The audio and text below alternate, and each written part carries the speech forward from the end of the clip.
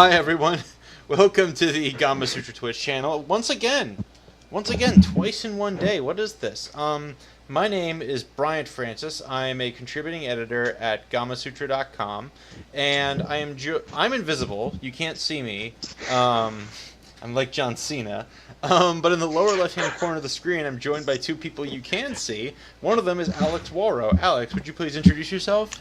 Hey, I'm Alex Warren, editor at Gamasutra, and after that wrestling reference, I want out of this closet. I'm still in this closet. I have to be here for another hour.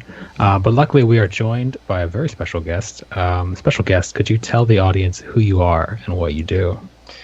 Hi, everyone. I'm Raphael Van Lierop. I'm the founder and creative director of Hinterland Studio and the creative director of The Long Dark.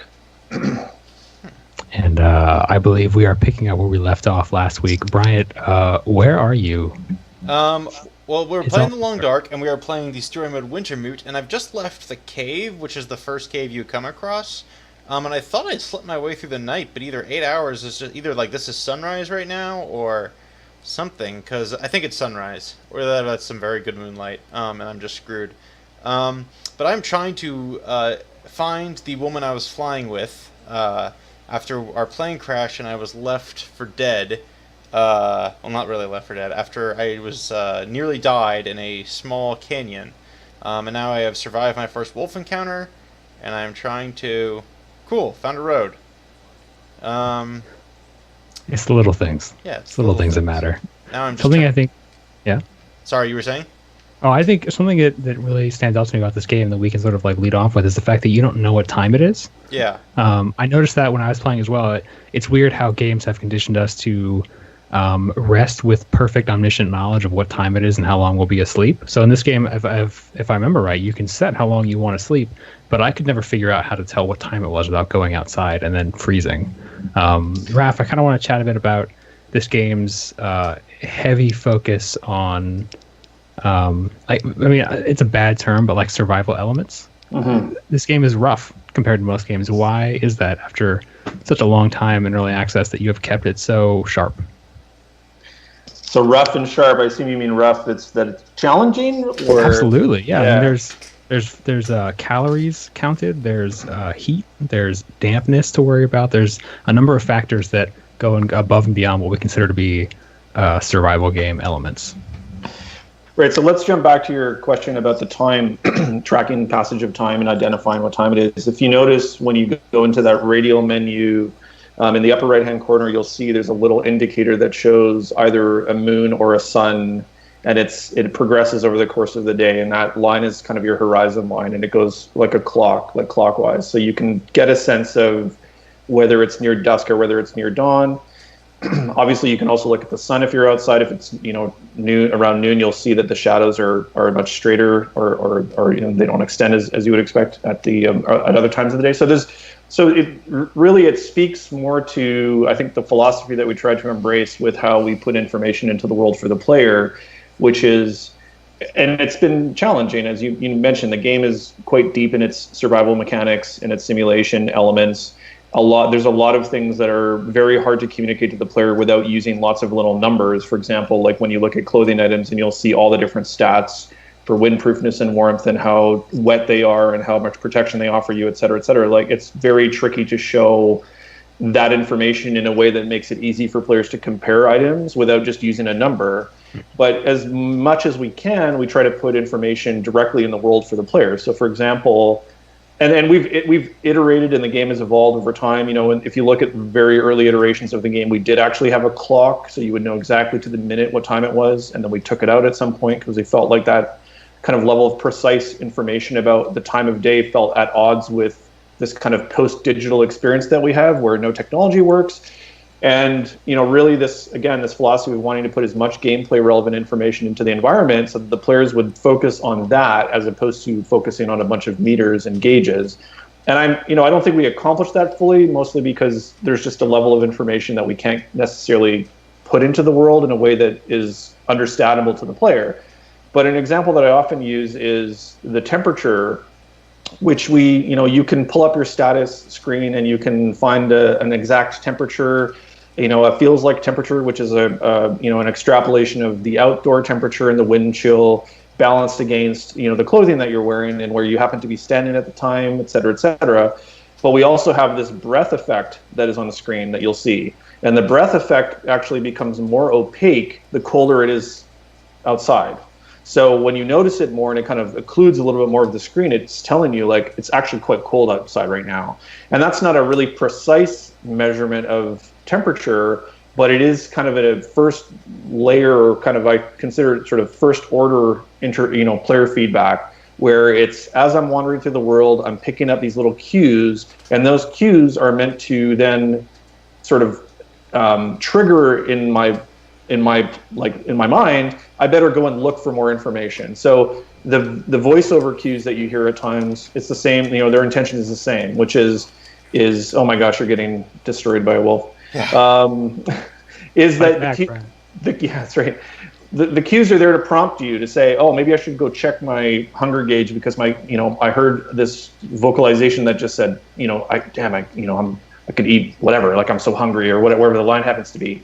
So that's been the philosophy that we've embraced from very, very early on in the project, and we've carried that all the way through for the last few years. And in terms of the sort of hardcoreness of the survival elements, I mean, that's really been our bread and butter in a lot of ways. And it's really interesting to me to look at where the game, ultimately has fallen in the spectrum of survival games, because when we started working on The Long Dark and kind of conceived of it, the intention wasn't at all to say, let's make the most hardcore survival game we possibly can.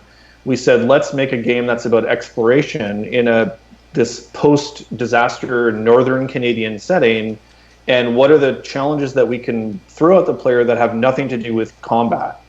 And those challenges became environmental, and the environmental challenges of managing a wilderness kind of exploration experience where you have to worry about hunger and thirst and fatigue and cold.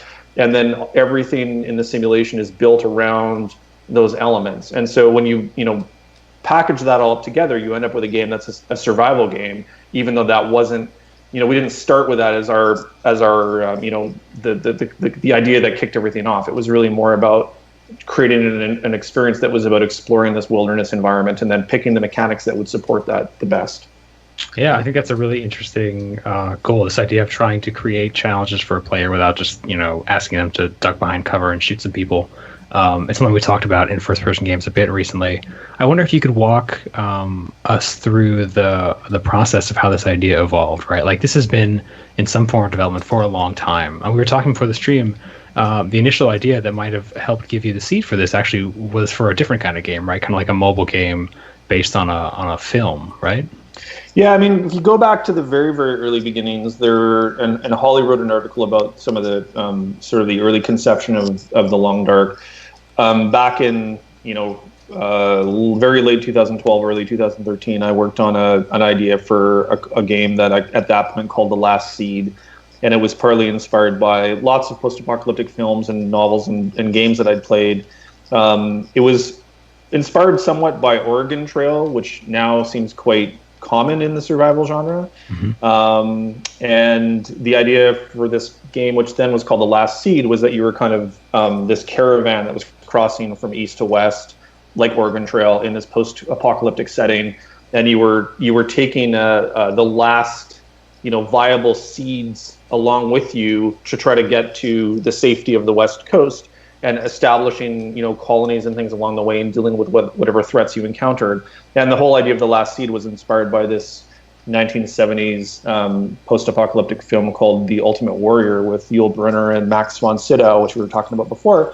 And then so that started out, and the intention there was that it was probably going to be it was intended to be a fairly small scale game, and an isometric, maybe XCOM style experience. And I think that's why Holly picked up on it, because it came up in conversation in regards to Overland. And so we'd been talking about Overland and how similar Overland was to this idea, and then we had a discussion about that, and kind of that the early development of The Long Dark kind of became a topic there. And then that concept of Last Seed became something called Survival Story, which is what we started The Long Dark with. And that was in some ways similar to The Last Seed, but the conceit with Survival Story was that it would be a playable survival diary. So the idea was that it was an actual sort of survival book that you had found after the fact, and you were reading about this experience of survivors in this post-apocalyptic story. And as you turned the pages and did things, you were making the gameplay choices, but the story was being written as you went. And that was intended to be an iPad game. And this is back in in the era when iPad was really taking off, and a lot of my colleagues in the industry were leaving their established jobs with AAA studios and striking off on their own as independent developers to make iPad games in this kind of gold rush. And so that was kind of part of my mindset as well at that time.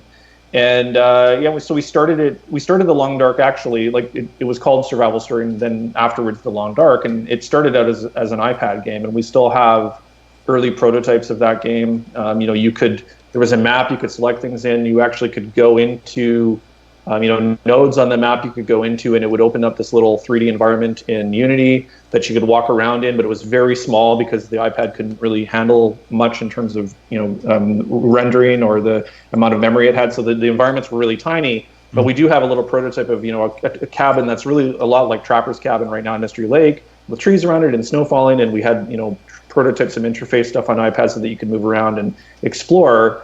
And then as we worked on that, we began to realize that it was just going to be too limiting. The hardware was going to hold us back in terms of creating that more expansive feeling of exploration, because you'd constantly be going back to this map and then opening these tiny little 3D spaces and then going back to this map, and you never had a feeling of really being in the world exploring anything. You were just kind of jumping back and forth. Right. And so that's when we decided, let's not compromise on the design goals and the creative goals of the project. Let's just change our platform.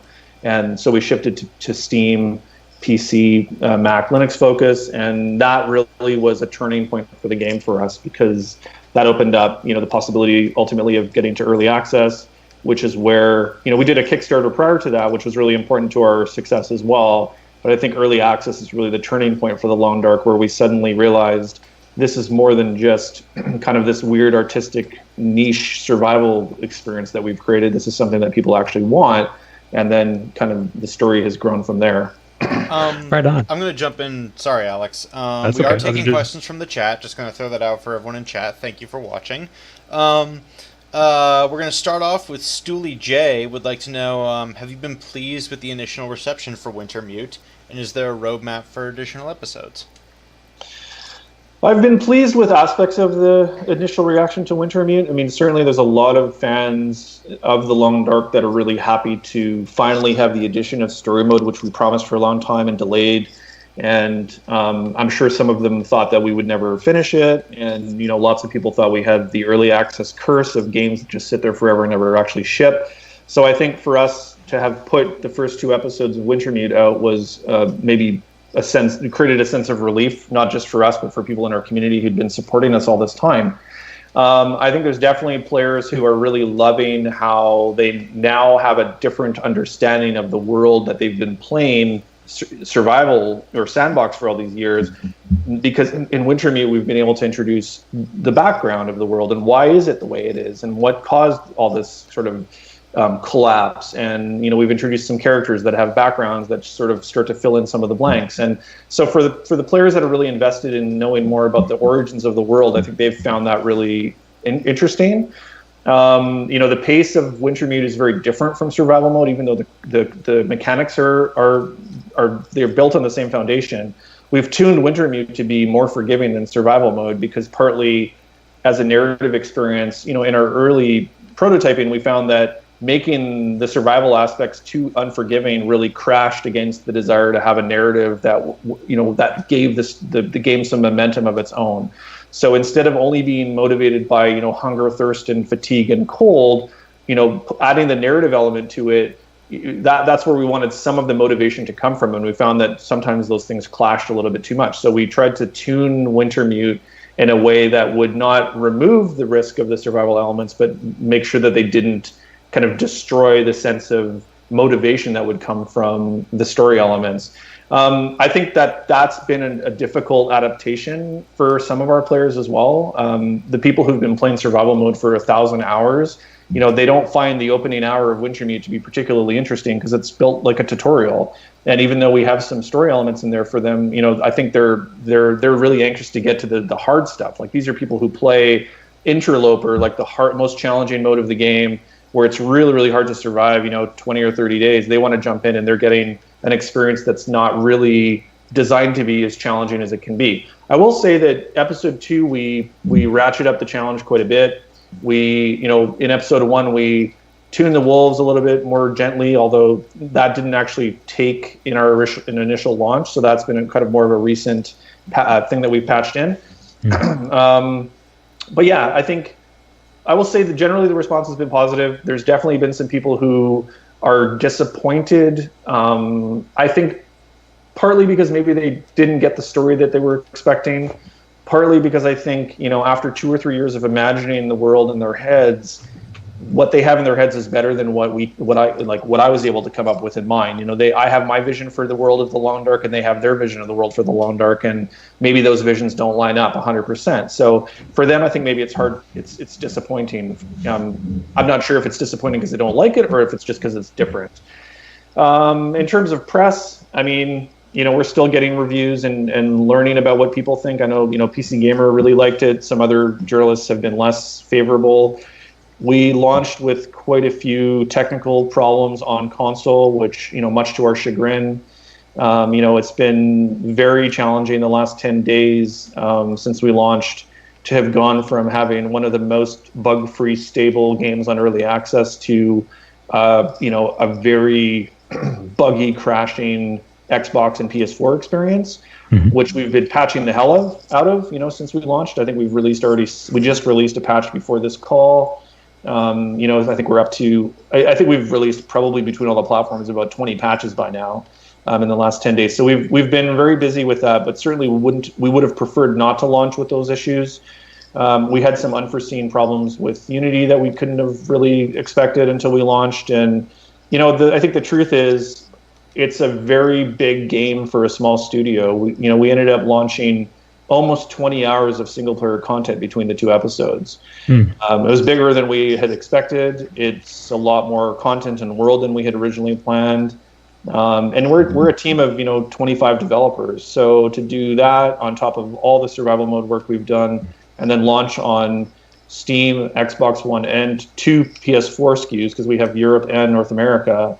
It was a big challenge to take that on, and in hindsight, it might have been overly ambitious for what a small team could deliver. So, I have mixed feelings about the launch. I would have rather had a stabler launch and better reviews. I'm trying not to focus too much on that and focus on the people, how we can fix issues that people are having, and also what the next part is. And there was a question about roadmap. There's absolutely a roadmap for Wintermute. 3 more episodes. We'll also be continuing to update survival mode, and we have other things that we want to do as well within the IP of the Long Dark. So that is a very long answer, but hopefully it no, it's perfect. Right on. Yeah. We should stop and dig into that for a second, right? I think the game industry does not lack for ambition. I think a lot of studios might face similar challenges, and so I want to dig in there for a second. As much as you can, I want to know what could have been done to make this an easier launch for you. If you could go back in time and talk to yourself prior to launch, what kind of advice would you give so that maybe other developers might not have to run into the same issues in the future? I mean, it's a long answer, but I'll try to make it short. The 2 things that stand out to me are, at some point over the last few months, or 4 to 6 months, let's say, we could have made a decision to launch just 1 episode, and that would have made our lives a lot easier. Would have been a lot less content to finish and polish and optimize. Episode 1 and episode 2 were kind of written and designed to go together. We knew that episode 1 was going to be more linear and more constrained than what players of the Long Dark are accustomed to. We knew that for the purposes of introducing gameplay mechanics and the world and the story, we needed to provide a little bit of a smaller kind of sandbox, if you will, for players to explore. and we knew that that wouldn't feel like the long dark for a lot of our players. So episode 2, we opened up the world a lot more. There's a much bigger playable region. The gameplay is much closer to what people experience with survival mode. So we felt like if we only launched episode 1, people wouldn't get the full kind of truth of what we see Wintermute being.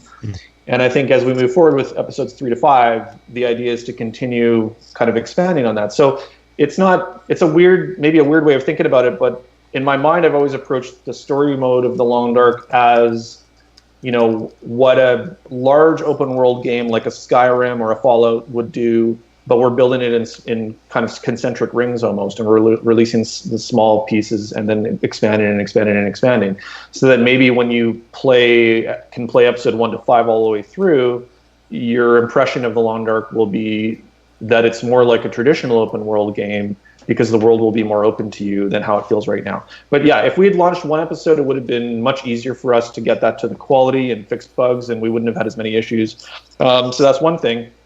The second thing is, I think, just generally balancing the expectations of community throughout a long early access campaign where we've already delayed the game a couple of times. I think that, we knew a few months ago that it was going to be hard to finish, that we were going to be hard pressed to get it done. But we felt like we needed to get it done. And, a few weeks before launch, we ran into a really serious technical issue that was hard for us to recover from. It sidelined a lot of our engineering team. And I think we had to make a call, or I had to make a call at some point as to whether we should try to take 2 or 3 more weeks to kind of make up for that time that we'd had to invest in solving this problem and try to fix some of the other issues that we had, or stick with this August 1st date that we had been promising and building up towards with all kinds of trailers and all this anticipation. And after having already said to the community a couple times, oh, no, we're going to delay, I didn't feel like we had that. I didn't feel that we could do that. I didn't feel like it would be something that our community would feel good about, that they would accept, that we would feel good about in the end. So in terms of how to do it differently next time, I think that, I'm not sure. Part of what's disappointing about the launch for me is I don't know that the intention of releasing our early access as a sandbox and then building the story mode kind of separately was partly to be able to show the community at large they can trust us to build a game this way, and when we give them the story mode, it's going to be exceptional. And then when we say that we need more time, or that it's not ready to launch, that they will get on board with that because they trust us. And I feel like in some ways, some of that relationship, that we didn't necessarily deliver as well as I would have liked to on that promise. And so I think that's going to make it harder for us in the future to, we're going to have to work hard to get that trust, or to keep that trust. And I think it's very challenging as a developer that, when you have this close relationship with the community and you're really upfront, in the open with them, and you try to be really communicative, you also are really exposed, and you get, we've been pretty fortunate, I think, as in general, like our community is 99.9% amazing and supportive, and we wouldn't be here without them.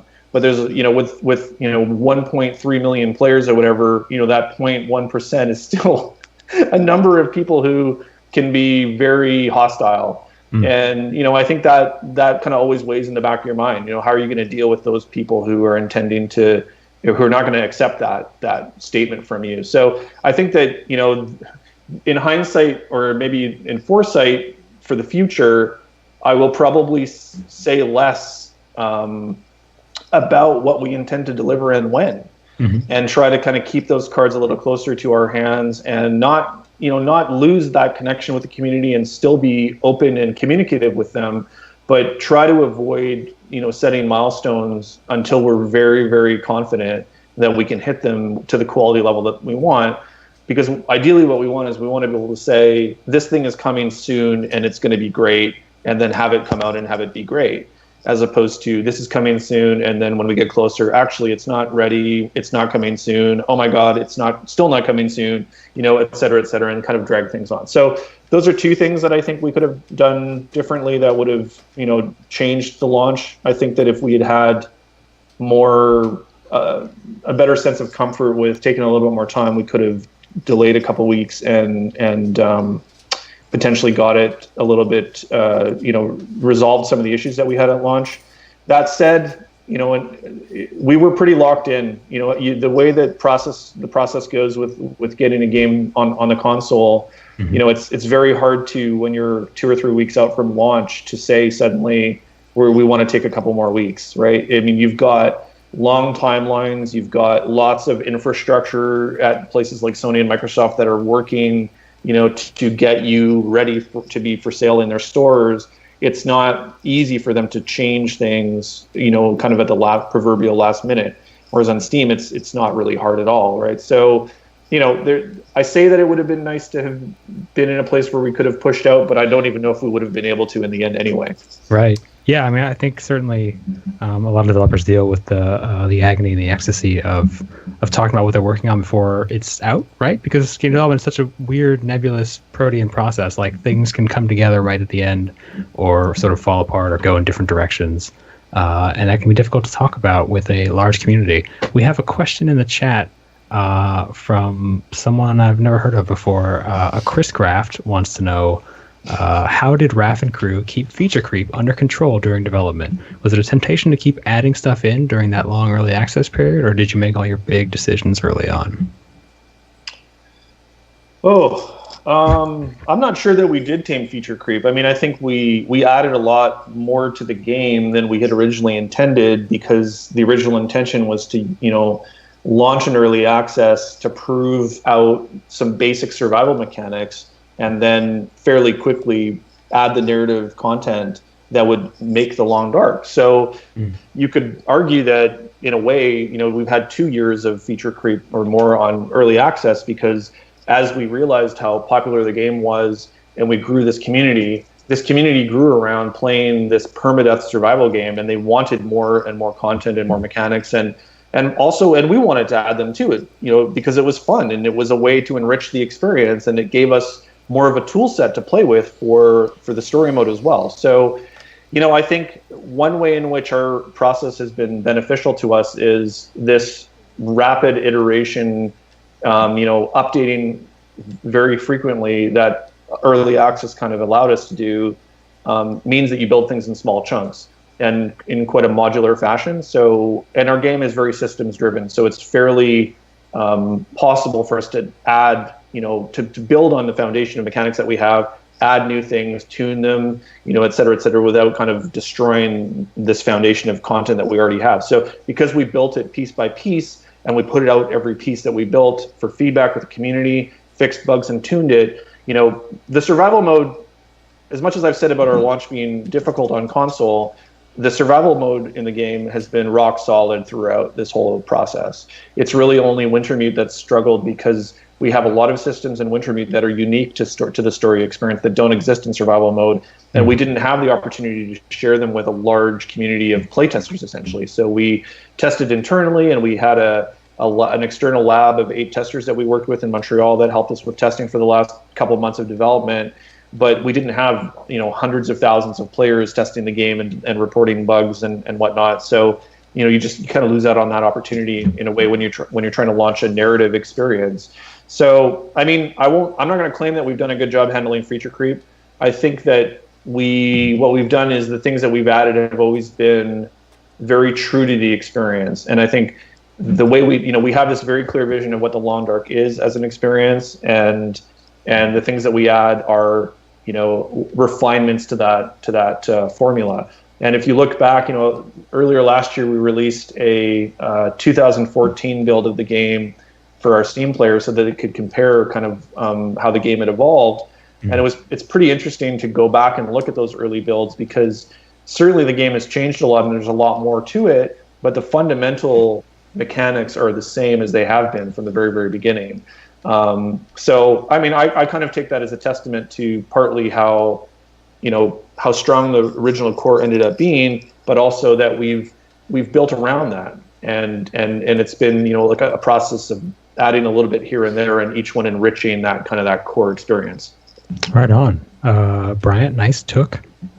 Sorry, we sort of walked over your question there earlier. Did you want to jump in real quick? I was trying to grab stuff from the chat. That's all. Well, actually, there is a really good question in the chat. I kind of want to go back to if it's okay. Grab it. So this was kind of on my mind too before we started talking. For folks who don't know, Raph, before you were at Hinterland, you worked in a number of studios, I think, in Canada, right? But now you guys are based out of Vancouver Island.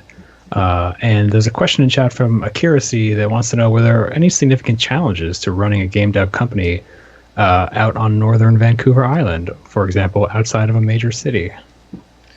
Yeah, I would say so. I mean, when we started Hinterland, my wife and I had already decided to leave the city. You know, I'd already been working mostly for larger studios for about 10 years at that point, and we had quite small kids at that point. We wanted to leave the city and live somewhere a little bit more remote, a little bit more rural. But I knew that I didn't want to give up making games. And so when I started Hinterland, the first people that I hired were other like-minded kind of experienced developers who were in the same state of mind about wanting to live somewhere that was great for quality of life for their families, but also wanting to work on something that they felt proud of. So the original kind of like 5 or 8, first employees of Hinterland were all distributed people.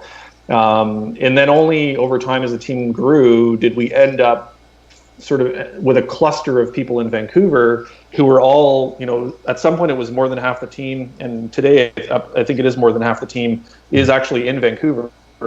And we kind of realized, well, if we have all these people in Vancouver working out of home offices, maybe we should just put a studio there for them to work in when they want to. So we established a studio downtown Vancouver earlier at the end of last year, and so we have an actual development studio there that people go and work in day to day.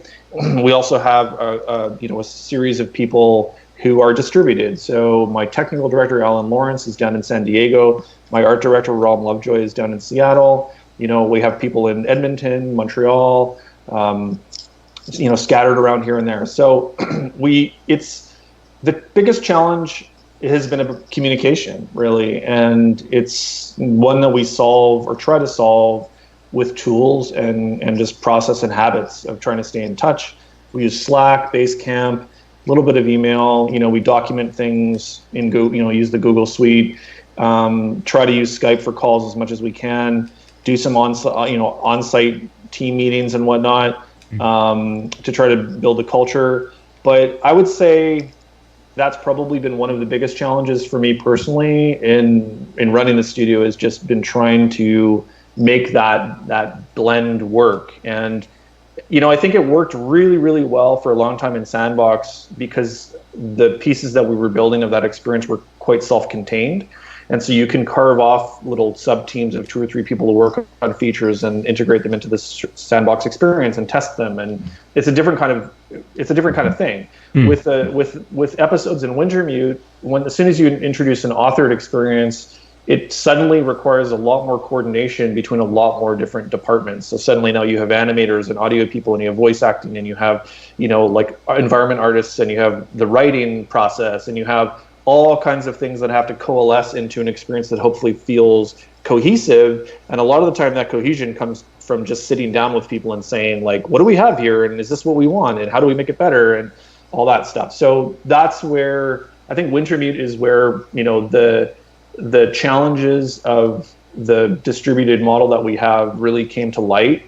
And I think, in the post-launch world of the Long Dark and Hinterland, that's probably one of the things that I'm thinking about most, because we also have to grow as a studio to continue building more content, to, hopefully one day start working on another IP. And so this is a challenge that I think we're always going to have, because we've always put talent above location. Mm-hmm. And that's worked really well for us so far, but it also introduces these extra challenges. And I think we're still working through, even this many years later. I think we do it well, but I think we could still do it better. And I think we're constantly trying to improve that process. Awesome. Yeah, you basically just answered my next question. I kind of wanted to dig into what you thought the value of that kind of nebulous, ineffable culture was, because, like obviously being in a closet. How's it going there, Brian? Oh, shoot. Is that a wolf or... You should stay inside at night. Yeah. The wolves come out at night, Brian. That's bad. Do the freaks come out at night? Yeah. Sure, the wolves. The wolf was just like, screw you. Why were you out at night anyway? This is something I was thinking about when I was playing. All right, I can still repeat what I just did. He's just taking risks to show off. I'm trying to get this meat because I'm gonna be hungry in the morning. Sorry, my life. I can do this. Yeah, I think a lot about like what the trade-offs are in working from home versus maintaining an office, and it seems like it's no small expense to set down an office in Vancouver. But it sounds like for like a kind of a narrative, cohesive thing that needs to all gel together, like you just said, that having everyone in the same room so they can just sort of like lean over and talk it out is super useful. It is useful, and what you realize, when you work in a large studio environment, at let's say a Ubisoft or a Relic or whatever with a larger team, that's not really a discussion point. The expectation is everybody's going to work together in the same environment, and you've got like an open concept office space or whatever the situation is that you have, and you just make it work. And when you work, when you have a smaller studio that's your own studio, and you can give people the choice and you can get to know people's preferences a little bit more, you start to realize quickly that not everybody really enjoys to work in that context, right? And you have people with different kinds of personalities. And this is something I've even discovered about myself over the last few years, that, I have periods of my of the development of the game, or depending on what part of the project I happen to be working on, I may really crave a lot of collaboration with other people, and then I have other aspects of the project where I really have to work by myself. And so I tend to be a little bit introverted as well. So I'd like to kind of step back into my shell and go through my creative process and think about what needs to happen. And then I come out of it and I want to interact with people and be boisterous and kind of talk to them and whatnot. And that's something that when you work in a traditional office environment, you don't really have that choice a lot of the time. You're kind of forced into one or the other. And so I think it's been really great that we can offer that option for people, as long as everybody, and so far has been the case, everybody understands the importance of that communication and that collaboration piece, and can come out of that shell. And I'm stereotyping, but I tend to think that game developers sort of are a little bit introverted in general, compared to the population at large. So I've been reading a lot about a lot of research that Google and other places have done about workplace culture and studio setups and all this kind of stuff. And you've probably been reading about like the new Apple headquarters and all that, or maybe you haven't, but like, you see these things and they're beautifully designed, like open concept pits with no privacy, and you can't, you're like, I can't imagine a worse workspace than that. It's beautiful, but it seems like a beautiful prison almost. So, yeah. So, I mean, I guess the short answer is this structure allows us to focus on talent, but also means that some of the people that we hire are specifically looking for this kind of a work setup. They're people who maybe need to have a little bit of downtime in the day, or maybe their work doesn't really lend itself to being in a big collaborative environment, or maybe like me, they have periods that they go through where they really crave the collaboration with other people, and they want to work together with a multidisciplinary team, and then other times where they really want to hunker down for a few days by themselves and just problem solve. And so this model allows us to support those different approaches. Nice. Hey, yeah. Raph, before we were talking on the show, there was something you said you wanted to come back to while we were talking, which is sort of the you were reflecting on the fact that you have people like me. Like, I'm a games journalist. I play a lot of games. I only have time to drill into a few games, and not a lot of those these days are survival games. And we were talking about the experience of how my incompetence sometimes could either be attributed to either the UX, or it could be just that. And you sort of have these hugely different audiences who you have the audience who's obviously very here for your game, who some of whom are in chat, it looks like, who are very about the survival, very about the hardcoreism of it. And then you have people like me, and you talked earlier about reading these reviews from people who you're like, man, if only they played the game as much as my early access fans did. I'm still figuring out how to put a question mark on the end of this, but I think you get my drift of there's a difference between the kinds of players you're dealing with, and early access has really opened up the difference between those players. And I think what are your thoughts on that? I mean, we have a huge spectrum of players, right? We have people who just bought the game today and have never played it before, and maybe never played a survival game before. We have people who bought the game 3 years ago or 4 years ago who have been playing it ever since. We have people who bought the game 3 years ago that have put it aside until story mode launched. So, we have, and then we have everybody in between. So we have a whole lot of different players. And even within our survival experience over the last 3 years on early access, we created 4 different experience modes to cater to 4 different types of players. So we have Pilgrim, which is the people who are really just looking for poetry. They just want to walk through the woods and see a beautiful sunset and listen to the wind, and the wolves are far away, and they don't really have that many considerations or concerns, and they just want to it's more of a meditative experience for them, right? And then you go all the way through the spectrum. You have Voyager, you have Stalker, and then you ultimately have Interloper, which is the opposite end of the spectrum. The people who are they're like looking for the most challenging hardcore experience that they can find in a survival game. And that's all one game. That's one set of mechanics that everybody is playing, but the numbers are different, right? The tuning is different underneath all of those things. So even within our survival experience, we've trained all these people all these years to expect that the game can be specifically what they want it to be. With Wintermute, we made the decision early on, or I made the decision early on, so if it's a bad decision, I'm taking ownership for it, that the story mode experience would be its own kind of difficulty. I didn't want to tune the story for 4 different kinds of players or 25 different kinds of players. I wanted to say, we need to tune the gameplay mechanics that are the foundation of our game, so that the narrative can still live and breathe within that. And so we ended up launching, an experience that is one level of challenge for everyone. And so the people who've put in 1,000 hours into survival mode, the first couple of hours that you're working through right now, I would just run, by the way, if I were you. There's no shame in running. Oh, just like life. You're in Milton now, or you're getting there. I kind of lost my train of thought there, but for the people who play the game for 1,000 hours, they, the first hour or so that you've been playing was very kind of too tutorially for them. They already know how a lot of these mechanics work. So, apart from seeing some cinematic moments that given some, fill in some backstory, they maybe didn't get a lot out of that. And I mean, it's very counterintuitive, because as a game developer, you always learn, man, the first hour is the most important part of the game. It's where you set all the first impressions. And so it was very, I think, challenging for us to find that balance between, a first hour or 2 experience that was going to really appeal to the people who are super hardcore, and also the people who are brand new to the game. And, tutorials and teaching, those are not things that the Long Dark has ever done. The Long Dark has always been a permadeath survival experience where you mostly learn by dying. You make mistakes that lead to your death, often not immediately. Often you make a mistake 5 days ago that leads to your death today. And it's only through repetition and, that you learn the world and you understand the mechanics and you discover things. And then we're a little bit like Minecraft in that sense, where not everything is explained to you in the game. So that also drives people to go to the community and look for help. And so we see a lot of people showing up in our community that are asking about specific mechanics. How does this particular aspect of survival work in the game? And there's some shared experiences that happen there, and the more experienced players help the new ones. And it's created an interesting dynamic that we have in a community that I've never seen anywhere else before.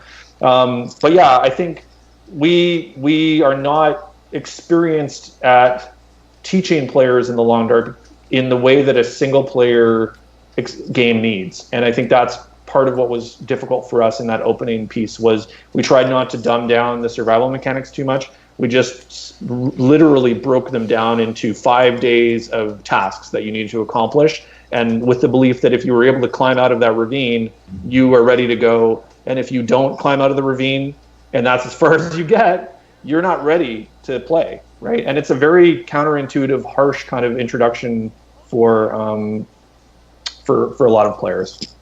So let's dig into that. Like, how, in like the nuts and bolts, nitty-gritty sense, how do you know when something is difficult enough? There's a question that's pursuant to this. I think Wonderwez in chat asks, oh, we're going fast here. How do you keep difficulty tuning on task when you have so many players with such disparate times in the game, hours played? What is your process for ensuring new players don't find it too alienatingly punishing? Well, in survival mode, it's the experience modes that I mentioned. So it's kind of built into that structure. And, if you start, often in games, if you think about them as difficulty, lots of players will just go for a hardest difficulty because it's kind of a pride thing. And then they'll probably get firmly schooled in a stalker or interloper mode, and kind of if they decide to keep playing, they'll go back to something a little bit less challenging so that they can learn the mechanics and kind of graduate slowly through these other experiences. In story mode, you don't have that opportunity, right? So with Wintermute in the opening, you have to treat all your players as though they are the same.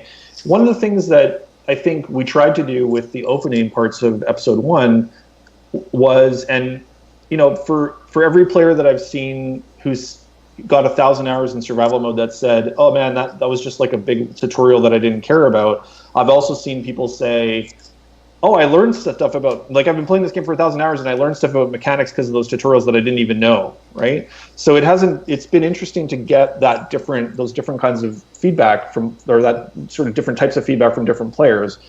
The other thing is Milton, this whole first episode takes place in this town that you're in right now, once you get to it. And Milton, and this character that you're talking to right now, Grey Mother, she is kind of the voice of the old world. She's the voice of the world that was here when you arrived. She's the voice of the world that you're going to leave behind. She kind of represents the Great Bear Island as it existed before this light in the sky kind of wiped out all the technology. So this whole part of the game is really trying to set the table for what's going to come later. And is our way of answering the question of, what happened in the Long Dark? Like, what happened before, this light in the sky? What got us to this level of collapse that you've been looking at for the last 3 years in survival mode that you didn't really understand? And I think there's people who maybe have played the Long Dark all this time thinking that the world was like Fallout, that it's like 200 years after some kind of apocalyptic event, but that was never the intention. This is really like, you're experiencing the collapse of society as it's happening, but you're doing so in a part of the world that maybe echoes some of the things that I've seen here in some of the like communities that are, you see that you go through these old logging communities or these old mining towns or whatever. I live in a small mining town, which is actually thriving, but you see many of these towns that as soon as the industry disappeared, the towns became ghost towns and were abandoned. And if you were paying attention during all the mortgage crisis down in the States in 2006 and 7 and whatnot, you would see these stories about neighborhoods with houses that were abandoned, and it just like those were the kinds of sort of thematic ideas that we were playing with the Long Dark and with Milton, and we've tried to tell a little bit more of that that backstory throughout episode 1. And if you pay attention and read what we put there for you and listen to what the characters say and go through the dialogue and pick up the collectibles and pay attention to the notes and the knowledge that you can gain by interacting with characters like Grey Mother, you're going to learn that there's quite a lot of background there that explains the state of the world and how it got to where it was. And so I guess it's maybe true to our style. Nothing is on the surface. Very little is kind of fed to you right away. You kind of have to dig. You have to earn it. You have to put in the time. And for the people who put in the time, hopefully they'll find it rewarding to have that information. Yeah, definitely. PL972 says, Raph, you mentioned that some parts of Wintermute were too tutorialized for experienced players, but it was needed because new players need an intro. Now that everyone has a basic grasp on the game, will episodes 3 to 5 be more free roam? Will players be more free to reach objectives any way you want? I guess there's sort of I've noticed in chat that there's a frustration with the fetch quests nature. Like right now, I'm being tasked to go get some firewood, which I'm good with. This makes sense. Get me firewood, I'll give you information. That seems like a fair trade. But I guess like, what is your vision for the future of these episodes from a design standpoint?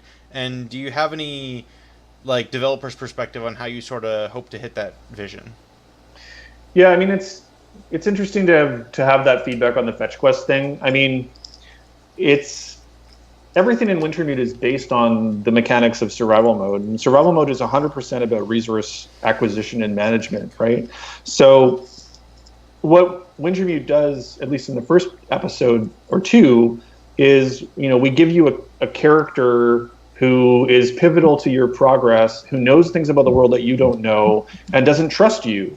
And you can't survive really without them. You can't achieve your goals without them. And in order to achieve your goals, you need to help them and earn trust by giving them the things that they need to survive. So in a way, like survival mode was a very egocentric experience. It's just about me. What do I need to survive, right? With story, we wanted to explore the idea that, you have to think about other people's survival as well. It's not just about what you need. Now you have to think about, do I have enough food for myself and for this other survivor that needs it? And, we might have hit it on the head a little too hard with Grey Mother, but, she's a blind grandmother. She can't go out on her own and get stuff. She's going to die without you if you don't help, right? So she needs you to go and find food and find firewood and help her to accomplish the things that she can't do anymore without you because she's been abandoned, right? So, I sound like I'm making excuses and I don't mean to. I think the fetch quest thing is sort of like the natural evolution of a game where, all you do in survival mode is constantly look for supplies, resources, better clothes, more food, better tools, maintain your stuff. And your knowledge of the world is gained purely by your own experience. With Wintermute, your knowledge of the world is improved by the way you can interact with other characters and gain their support and their trust. In a setting where they have no reason to immediately trust you. In fact, they have a lot of reasons to distrust you, particularly Grey Mother at the beginning. And for story reasons that you'll see, she doesn't trust you. So that explains a little bit, I think, why the first parts of Wintermute have been set up this way. Certainly, I don't like people to think that the game is boring. So, it would be nice. I think we would like to introduce other kinds of, calling them quests feels wrong somehow, but other kinds of obstacles. I would like to, the trust system that's in there right now is very embryonic. It's not really as deep at all as what I had wanted to put into the game. It was just as far as we were able to take it at this point. I would like to build on it more. I think it has the potential.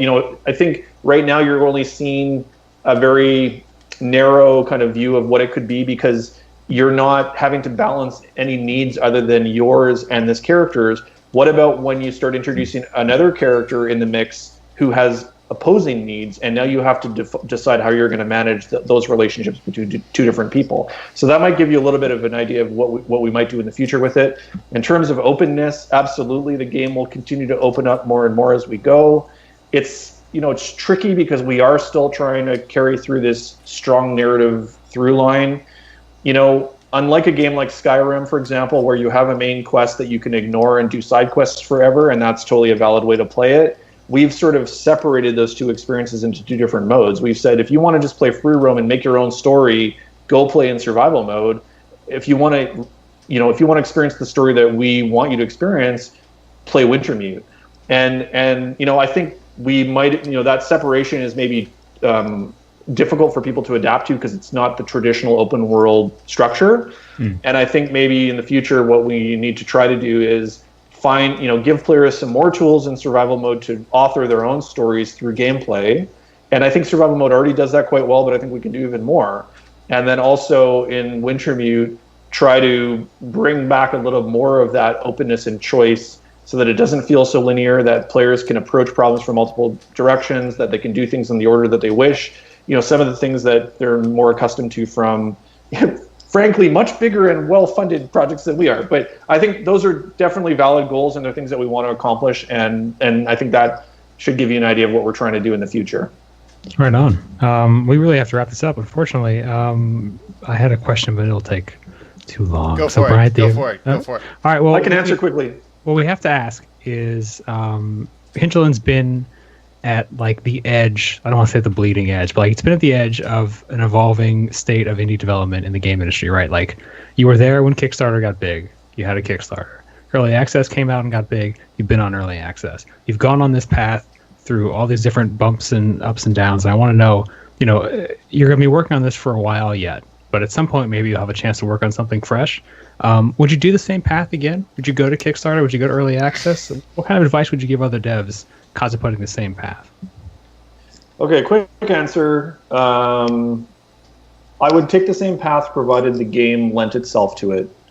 And that would really come down to what the concept is. I think that, it worked well for The Long Dark, although we are seeing challenges. We are seeing ways in which expectation and reality didn't necessarily line up. And that's part of it's an outcome how we built the game and how we funded the game. So, you know, I would use it again. I think early access and game preview have been great tools for us to get player feedback and to build community. So there's a tremendous value there. I also think it's hard to build something in the public eye, especially when you're trying to surprise people. So it really comes down to whether it's the right concept or not. Kickstarter for games right now, what I hear is that it's not that vibrant at the moment. I don't know if that's just a moment in time thing or if that's going to change. You know, I think that part of what I would like to try to do is, you know, work with the community that we have to harness that energy and that interest that they have in future things that we might do. Mm-hmm. And so we've promised, you know, when we launched The Long Dark, I promised, you know, when you buy the game on early access for $19.99 or whatever, $9.99 or whatever price you ended up buying it for, you're going to get all the season 1 content with that as well. So here we are, you know, 4 years later and many millions of dollars of development later, and people are still getting all that content for free essentially. And that's fine. That's a good promise. That's a promise that I stand by, and I think it's the right thing. But from a business standpoint, we also need to start finding other opportunities for revenue as we go, not just selling The Long Dark to more people, but also bringing in more revenue streams. And I'm not talking about like microtransactions and all that bullshit. That's never going to happen.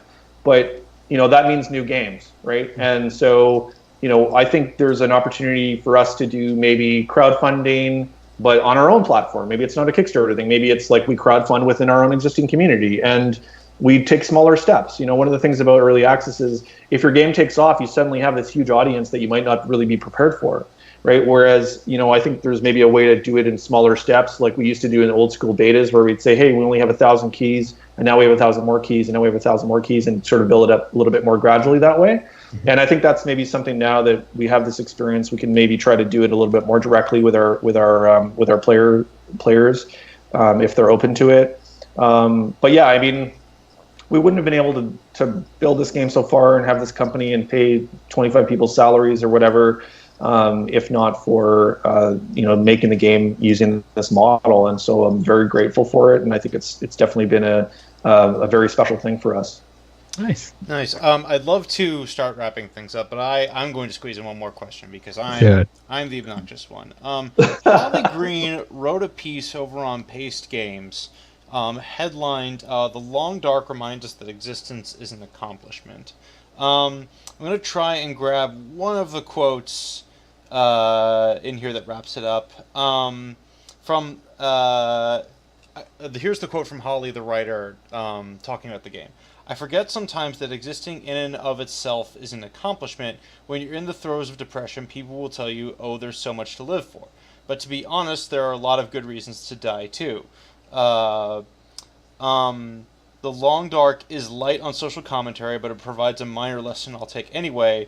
I'm the only one setting my objectives. My character progression belongs to me. I don't owe anyone anything. Like the whole thesis of the piece is kind of that you've made a game here where, minus, you know, you have these fetch quest objectives, but minus anything else. I mean, maybe they only feed into the idea, which is only you can sort of choose how you want to live and if you want to live, or if you just want to walk away. How do you respond to that? How do you sort of respond to that interpretation of your game? And is it anything like what you were setting out to make when you began this journey? Yeah, I mean, I think Holly's point of view there is one that we've heard from a lot of different players we have in the survival mode experience, where because it is a self-directed experience and it's unforgiving, and we basically just give you a tool set, and you just have to decide on your own what you're going to do with it and how far you're going to go and when you're ready to die. And, you know, I think it plays on a lot of kind of primal existential kind of thoughts that everybody has. So it seems to inspire a lot of that kind of deeper thinking for whatever reason. And it's great. I mean, we're really grateful for that. We have players that can interact with the game on a lot of different levels. Some of them maybe more superficially just as entertainment. Some of them, like I said before, maybe more as meditation. Some people have suffered with mental illness or have lost, people in their lives that have suffered with depression or whatever, have somehow found solace in the game. And that's extremely rewarding for us. Social commentary, I think again, we tried to put more of that in Wintermute, but I think Holly's point is very important in that, and it's it's something that I think we're seeing right now. When Breath of the Wild came out and Horizon Zero Dawn came out, there were all these articles about how Horizon Zero Dawn was like old school open world and Breath of the Wild was the new approach to open world. And really the difference between those is that Breath of the Wild is more of a player driven experience.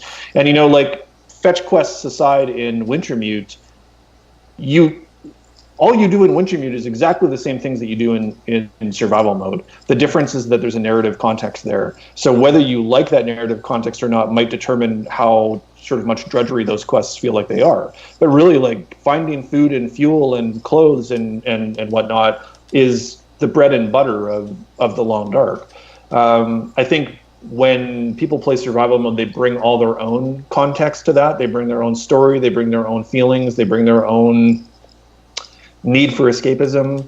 And I think that's one of the reasons why, Holly wrote another piece which was about the expectations of early access. And I think she actually had that exact challenge with the Long Dark with Wintermute, where she came after having played survival mode for a long time and really resonating with her deeply, and then finding an experience in Wintermute that was not the same as what she had in survival mode. And if a game like the Long Dark, if the survival mode is something that is powerful enough of an experience to you that it makes you question mortality and for some people it's a treatment for depression and all these kinds of things, how can I write a story that will ever compete with that, right? Mm-hmm. There's just no way.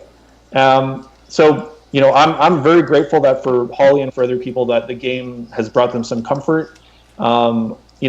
In some ways I think Wintermute is, selfishly, it's the story that I want to tell, and it's something that I believe in, and I hope that it enriches the world of the Long Dark, but never steps on other people's experiences of it. And for the people who don't like it, I hope they forget about it and just go back into survival mode and play the game and pretend that it doesn't exist. Mm-hmm. And for the people who love it, I hope they look forward to the next installment, and that we keep building the world in a way that's interesting to them. And it's weird to have a game that's so many things to so many people. And as hard as it is, sometimes the truth is that people get passionate, and when they don't like something, they say they don't like it, and sometimes that's just part of the process. And I think it's hard, but I don't think it's bad. Wow, that's I think that's the right note to go out on. As soon as I can figure out how to put my gloves back on. Anyway, you have been listening to the Gamasutra Twitch channel. You've been watching it too. We would appreciate it if you would give us a follow. Because if you do, we will be notified of other great conversations with other great game developers like Raph. If you're just joining us at the end of the show, we're going to have this up on Gamasutra.com within the hour after it's done. Thank you all for joining us today. The Long Dark, I admit, I have to say, personally, I have super been more excited about everything that's come in Wintermute so far during our hour with Raph here. So Raph, thank you for bringing us this game, and thank you for joining us today. Thank you so much, and we'll just quickly say thank you so much to our community, all our players out there. Thank you for your support since we launched in working through our technical issues. If you didn't get the note at the beginning, we've just updated Xbox and PS4, both the US or North American, South American, and the European versions, all to the same level. So the bugs that have been plaguing you in crashes have been solved. So hopefully they'll have a chance to play Wintermute and survival mode this weekend in a way that's been more enjoyable than it might have been for you the past few days. Awesome. Right. Raph, where should they go? I'm sure most of these people already came from the places where they can ask these questions. So where should they go to ask you more developer-related questions? They can come to me on Twitter. My handle is @RaphLife. We also have @Hinterland Games, @Into the Long Dark. We have hinterlandforums.com, which is our community. There's lots of great people there that can help with anybody who's stuck, or you can ask questions. That's where we post most of our build notes. Obviously, we have a big community on Steam as well, which is a great place to go. Facebook, we're at Into the Long Dark. And then we have a website, thelongdark.com. So if you go to any of those places, you're going to find some way to contact us with questions and feedback. We try to be very proactive with our community. We listen and read everything you send us. Sometimes we don't respond, but we read everything, and we're out there. Cool. All right. Well, thank you so much for joining us. Thank you for everyone for watching, and bye. Have a good weekend. Thank you. See you later.